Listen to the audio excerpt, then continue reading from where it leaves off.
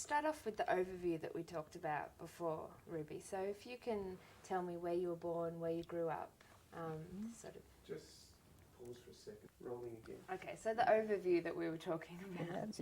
Yeah. You want to know where I was born? That was in Ningen. You know Ningen? You know, heard of Ningen? Didn't know anything about the big flood a few years ago? I wasn't then. I was born in Hermidale, in Ningen, but we lived in Hermidale, which is 28 miles further on, but there's no hospitals or anything there. So that was in Hermidale. I was reared and lived most of my life. I went to Ningen later on in life and worked in there a bit, and then I got married in Ningen and went to Broken Hill.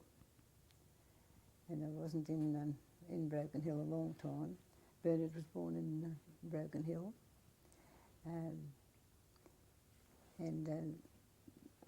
My husband, the work he was doing took him away from Broken Hill, and he got injured and he wasn't working and earning any money or anything like that, so I came back to Hermidale, brought my son, and you met my son a while ago.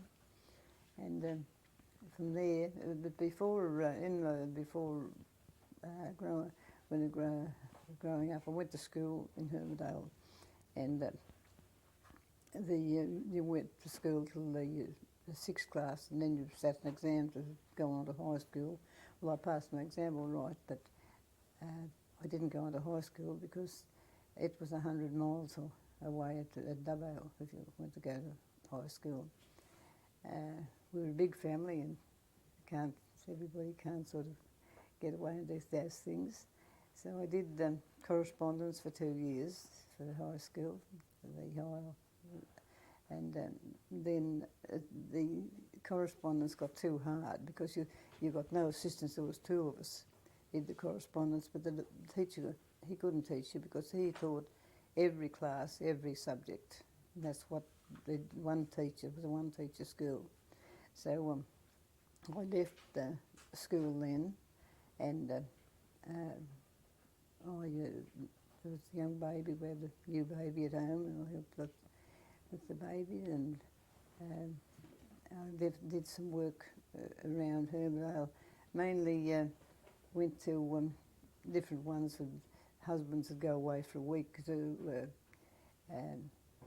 sheep sales or something like that around Sydney, and wives were left alone on their properties, and they just wanted somebody for company. And I went and did that here, there, and several places around the place. So there was one family that had come to Hermidale and bought a property there, and they had one child, and this property belonged to Noel Gumpets they were, and he had an accident and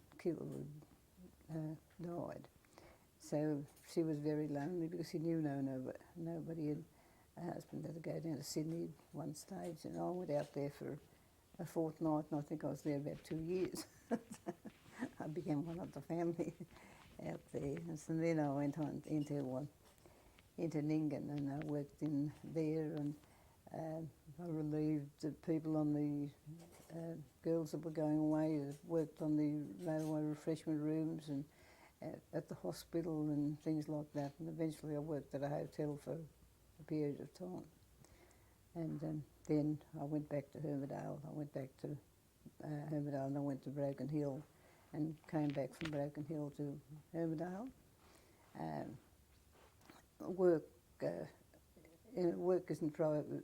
isn't a lot of work in a small town. There's the post office and a store, and it doesn't have many employees at it.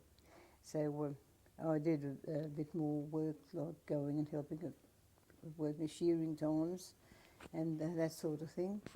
And when Bernard was just on 12 months old, the family moved to Picton. You know where Picton is, near Mittagong? And so I went to Picton with them because Bernard had become one of the family, and I had a brother 2.5 years just older than Bernard, so from then on they were all part of the family. And I did some dressmaking around Picton and did a bit more of relief work when somebody was sick and wanted somebody to relieve you and that. But it wasn't constant enough, and it wasn't sufficient. So I thought, well, I've got to go to Sydney, I suppose.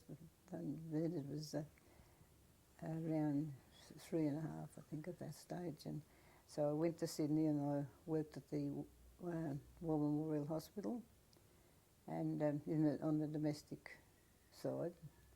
And then I worked for a doctor in Cleveland Street.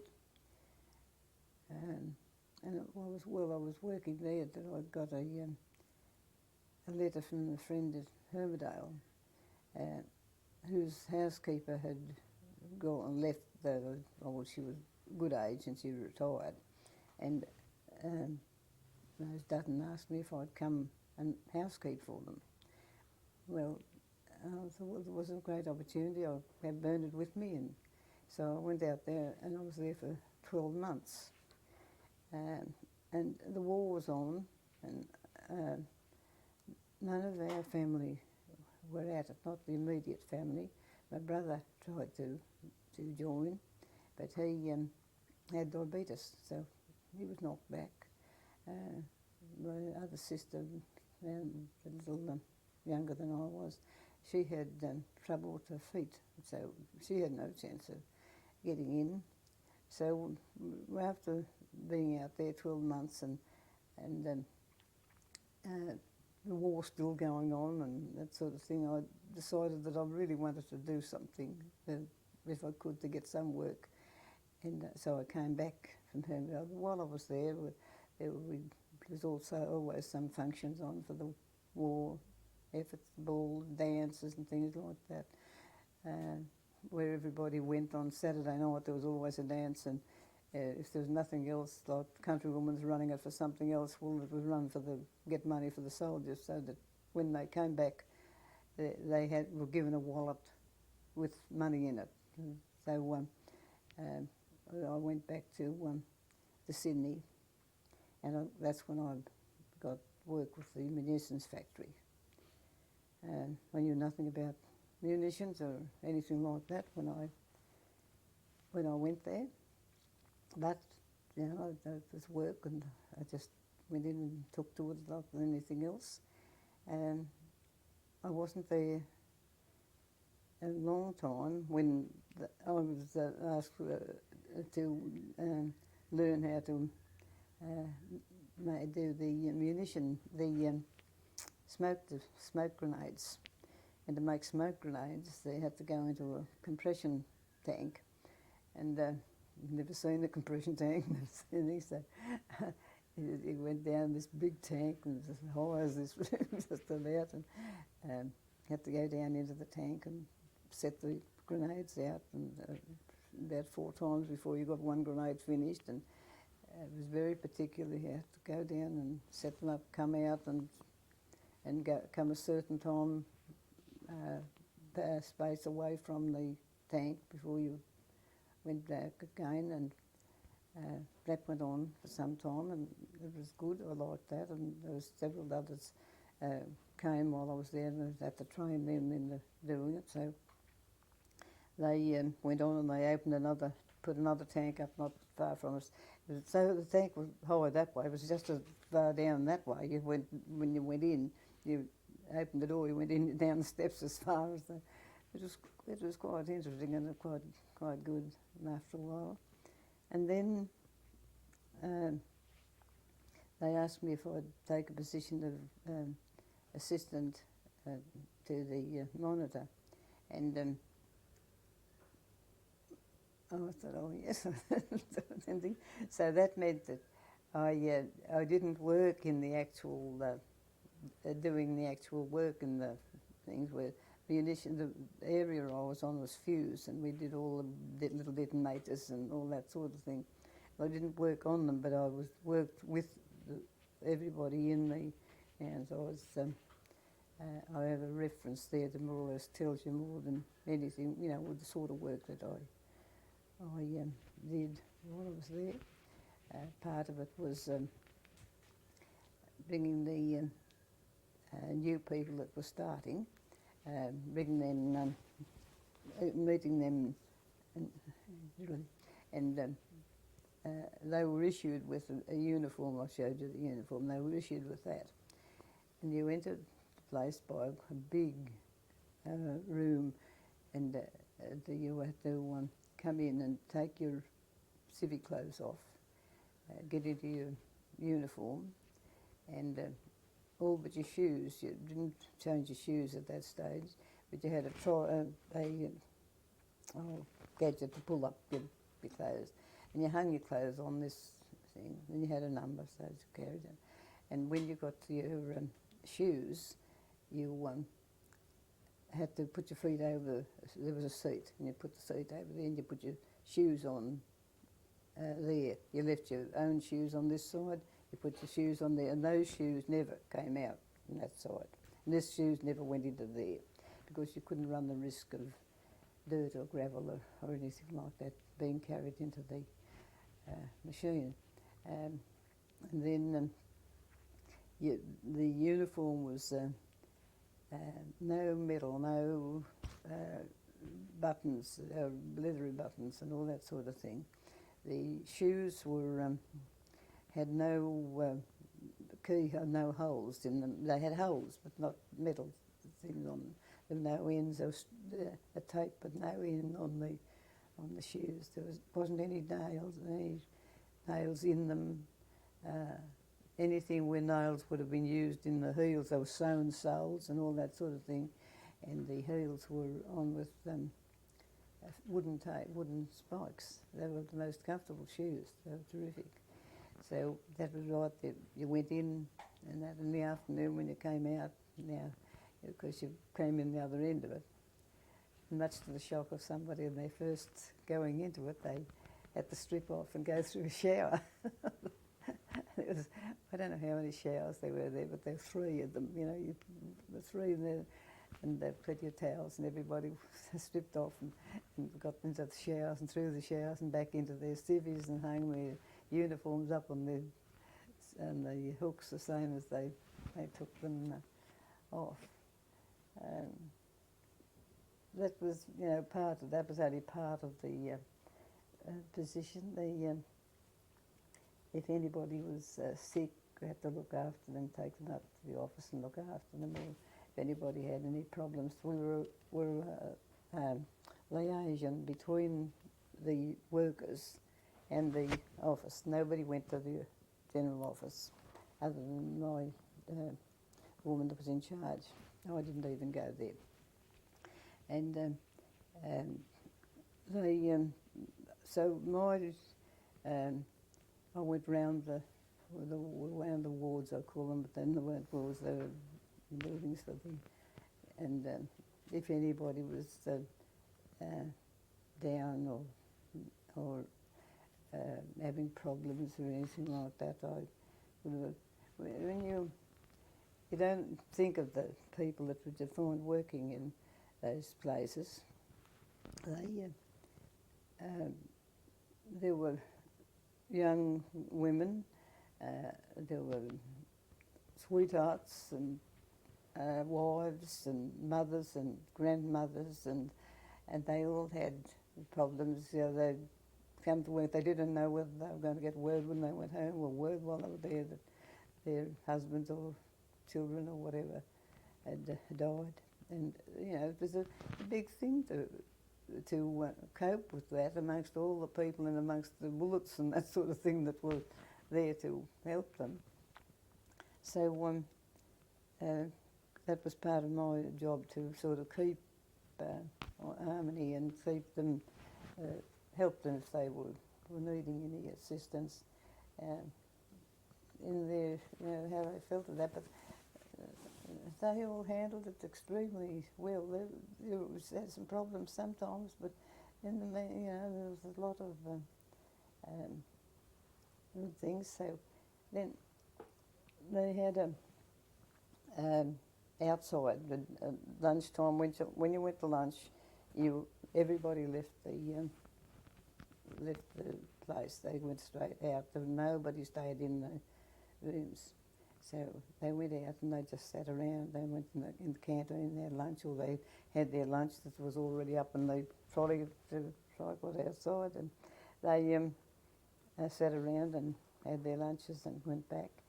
And then some of them who started that were a bit active started to sing, and it ended up with me about every fortnight gathering people from all around our unit. I didn't get across to some of the other higher, not higher units, but where they made different components. So I just arranged a concert every fortnight, and it was amazing what came out of the stacks. There was one girl there, and she went to that ball in the Sydney Town Hall. She sang there, and she never used a microphone. Beautiful voice, and there was others. There were skaters, and there were singers and actors, and Lord knows what they. But every fortnight we had this, and they'd enjoy that and relax them a bit. They went back to the work again. It was rewarding in a lot of ways to be able to help anybody and these things. You must be able to talk. I've been prattling here for half an hour. We'll just stop for 1 second. Rolling. Well, just briefly take me through what you did after the war. Well, after the war, I looked for work, and the first job I got was manageress of the cafeteria in Lanham's Laundry. It was just near Grace Brothers, and the woman that I was with in the munitions, well, she taught me to take this. I said, I never jolly well cooked. I cooked for people at home. I hadn't cooked for people. I hadn't, had no idea what to do. And oh, you'll be right, Jet. So she showed me different points of things I had to do, and I worked there for a period of time. I used to go on and cook the lunch, as it was. One day I used to, and things happen you don't realise you're doing. And one day, one of the girls saying, "Sausages today, sops tomorrow." Steak. Next day, they had it all prattled off, and I'd been giving the same food different food every day, but the same every week. So I didn't say anything, so I just changed it around. No, they liked it any better changed around. They were. I can't think how long I was there. I've got a reference from them too. But and Bernard had to have his tonsils out, and he was having problems with them. They were hemorrhaging a bit, and I had to, have some time to look after him. So I didn't go back to work there. They wanted me to, but I took Bernard away out to Singleton. My sister lived there, and for a time to get some different air and get him back to, on his feet again. He was going to school then. Then I worked at the Breville's. That was opposite Prince Alfred Hospital. Well, my sister, I had a sister that came to St Mary's, but she worked in another area. I had two sisters. One, a younger sister, she worked in an area where there was the fluid was used. That's what they put in the munitions. What she worked in, and she couldn't tolerate the winter. She wasn't there terribly long, and her husband came back from the war. They weren't married. They were going to be married 12 months later, and he all of a sudden came back from Darwin, and they got married almost straight away, as quick as I could make a dress for them. Anyway,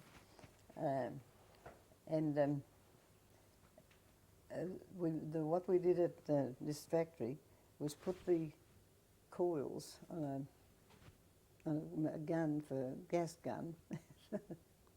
You had to put the coils on the end of it with this gas gun. You had to put that, and you had to do it under a glass.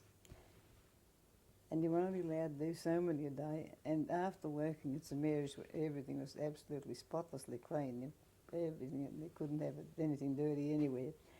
This was grubby, and it was terrible.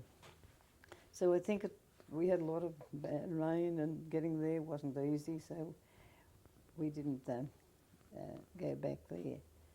And I went then to work in a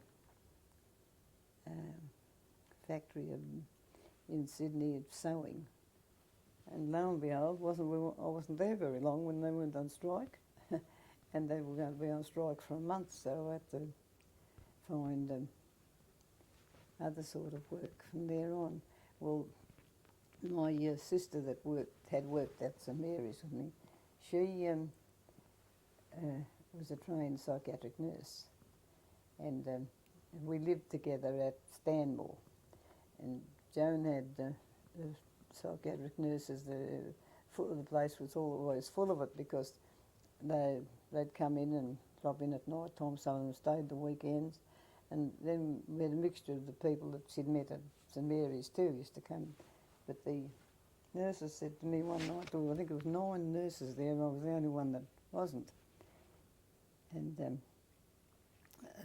said to me, why don't you join us? I said, well, I can't. I haven't got an intermediate certificate. I can't join it.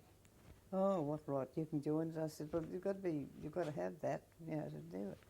And oh no, you get over it. You could get a nurse's entrance examination. So this one said, I'll sort it out for you. So she was quite friendly with the head of the place she was working at, and she came back and she said, you can start, just get yourself back, get your application in. So I put my application in and went to work at Darlinghurst Reception House, which you wouldn't know anything about because it's not there and not used for that anymore.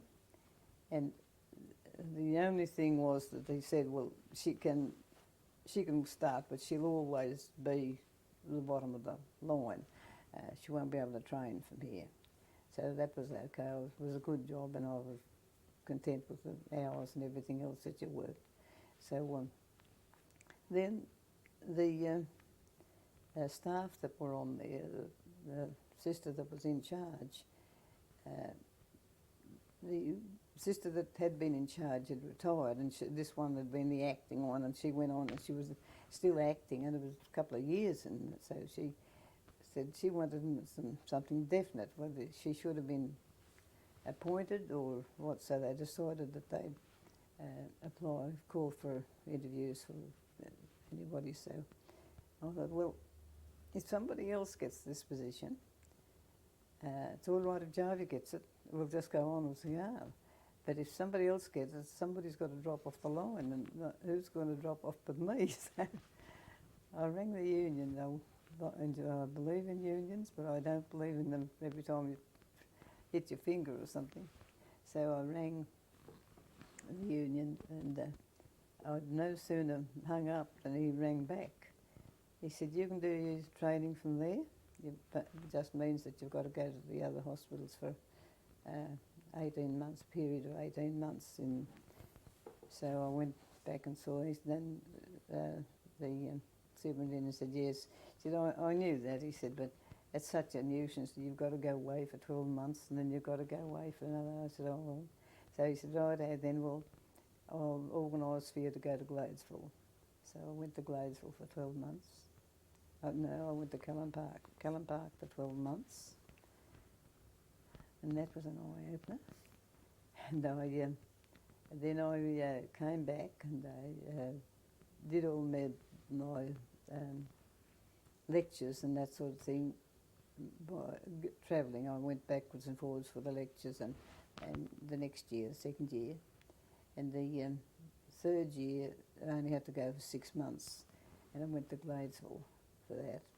Then I sat for my registration, and I became on the permanent staff and everything else, and I was still at Darlinghurst. Well, Darlinghurst decided to close down, and they were building a new psych hospital, and so hospitals were closing down in different places, and I wanted to I liked Gladesville, and I wanted to stay there because of the hours and that they were on and that sort of thing. So I applied for a transfer to Gladesville, and I got on the returned on the staff there. In the meantime, I had a sister who died, and she had 5 children, and they were up at near Griffiths. And her husband and I they came down with the children. I brought the children down, but I only had a little place. There was not much of a place for 5 children, and Bernard and I, and that. So my other sister helped with them, and then we got a place at Yagoona. So I went and lived at Yagoona with the children for a couple of years, and then I could travel backwards and forwards a lot easier. I went through when I was at Gladesville. I went up the line fairly quickly, and charge nurse and then senior charge nurse and this sort of thing, and then the position became vacant in the office, and there's a woman, one of the sisters that was in the office. I'd said to somebody, I was thinking about putting in for that, and I hadn't decided that I would. And she came around and said, "Here, you're putting in for that."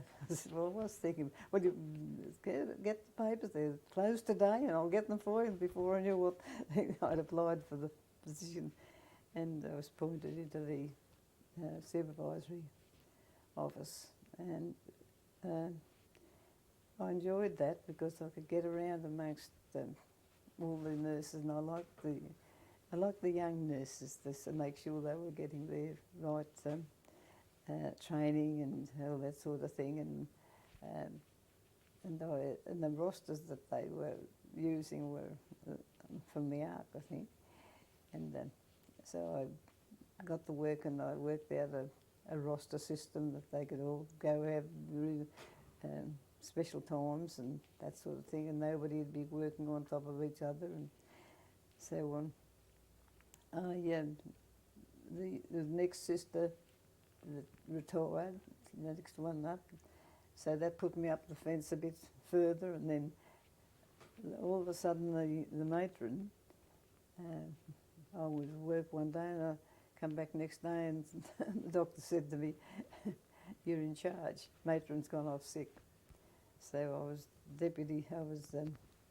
relieving matron, deputy matron. I was deputy matron, then I was relieving matron, and I was there for 12 months before it was changed. And in the meantime, the hospital had changed from matron being in charge of all the female areas and the female nurses, and the male nurse being in charge of the males. So that they decided to mix up. So that was a big job, getting everybody mixed, and some of the charges didn't like female nurses going into the awards and that sort of thing, and the same way with the women.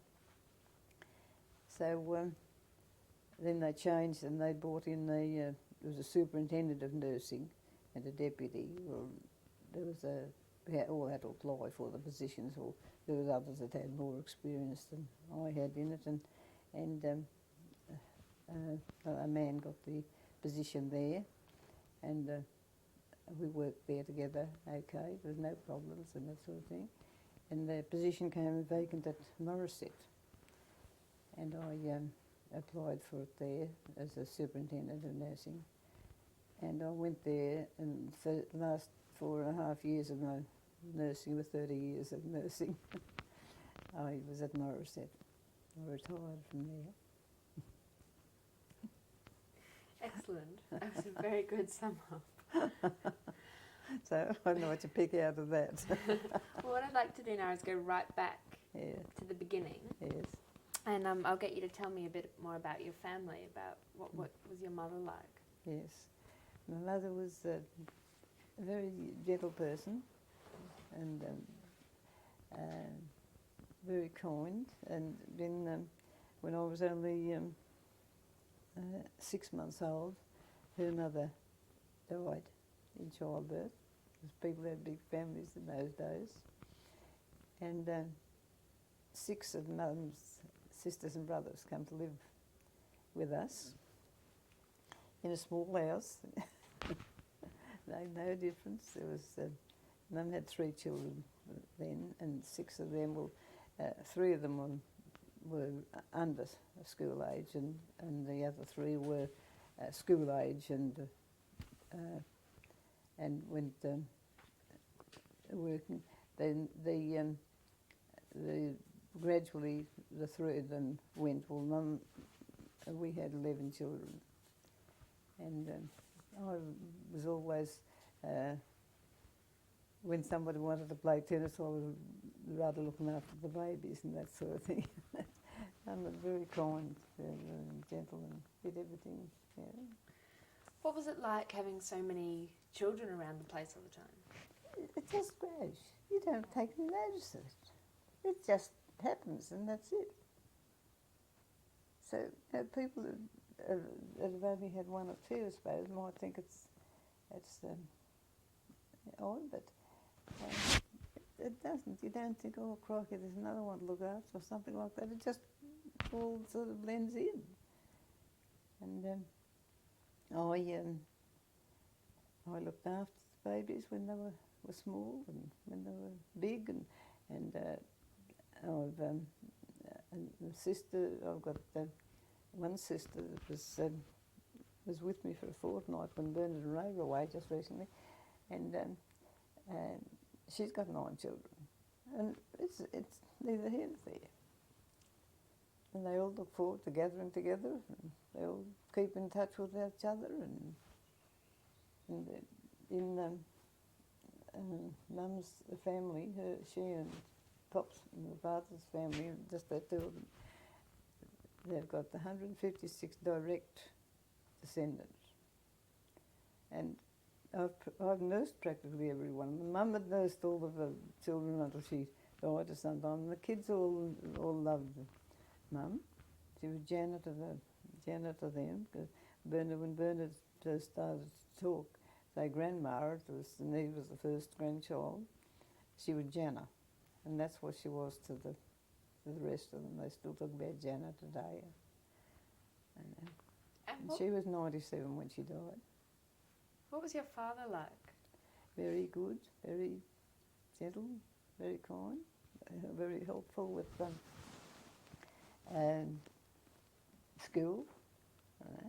And I'm sure when I was doing those couple of years by correspondence, he was a big help, because it's not easy to take on the difference between a junior and senior schooling.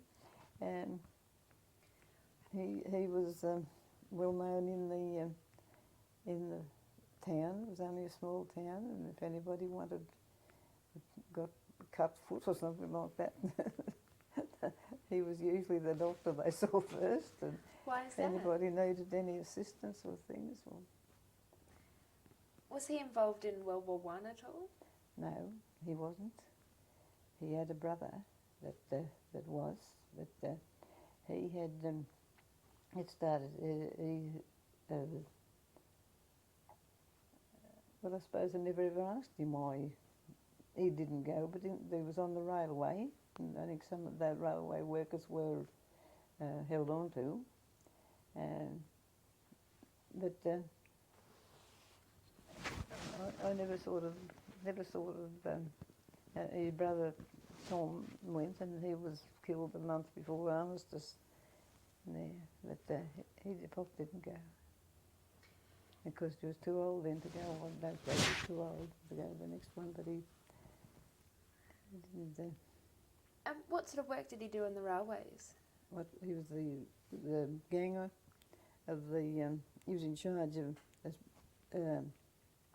10 mile of rail between, and he had to make sure that rail was always in the right, okay for the train. There wasn't that many trains, but there was a train went to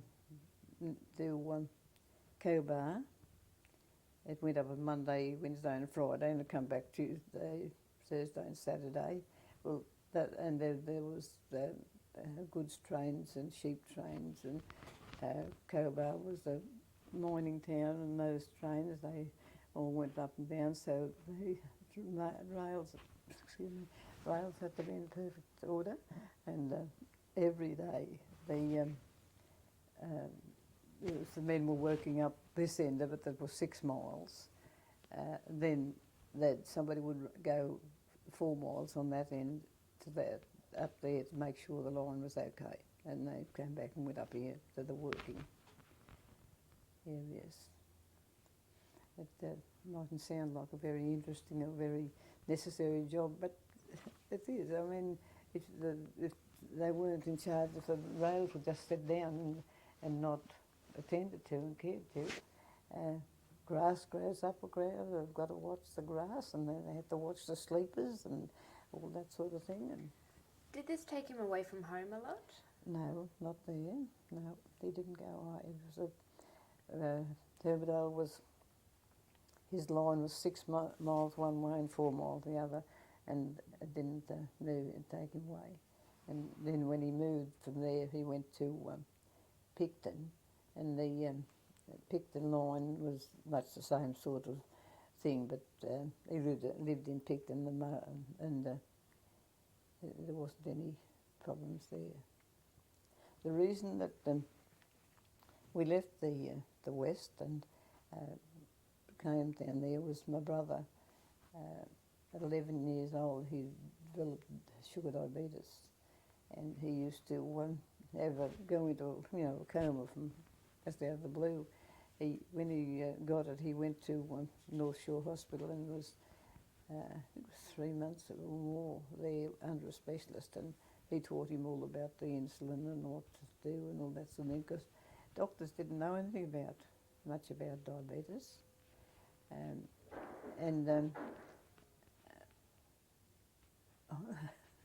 That's the ice. It's okay. Didn't know much, about it, but and we'd lived 28 miles from Ningen, and Rex would have a turn like that, and then there were not many cars around, but there was always there'd be one car, and go into Ningen, and to the hospital, and they'd bring him around, and he'd be okay again. One time he went into Ningen, and they were getting ready to go to a fancy dress ball for children's, juvenile one, and Rex was going to go with, they advertised something, and he was going to advertise the Polaco shirts, and the advertisement for that was an Aboriginal black fellow, and it says, "Mine tinker, they fit," that was the thing. So Rex was getting blackened up, and so he still had the black in his ears when he got to Ningen. They couldn't get it all out. So he got into Ningen, and there was a young chap in there that had been treated, and what he was in there for. But anyway, he was ready to go home, and his people were coming to get him. They were on the property, and they were quiet. We might pause there just for a second anyway, because we've reached the end of the tape. Yeah. So we'll swap over